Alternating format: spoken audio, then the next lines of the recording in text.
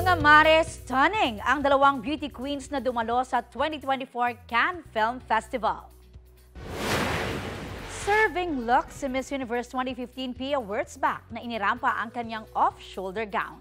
Umaten siya sa premiere ng pelikulang The Apprentice. Hindi rin nagpahuli si Miss International 2016 Kylie Verzosa na attendee rin sa premiere ng mga pelikulang Furiosa at Kinds of Kindness. Dalawang magkaibang gowns ang ibinida niya riyan.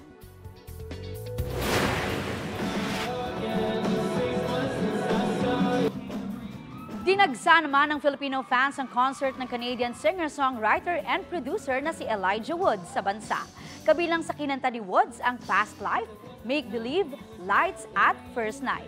Masaya ang Pinoy fans na nakijam kay Elijah.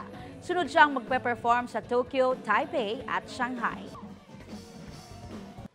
Kapuso, para sa mga maiinit na balita, mag-subscribe sa GMA Integrated News sa YouTube.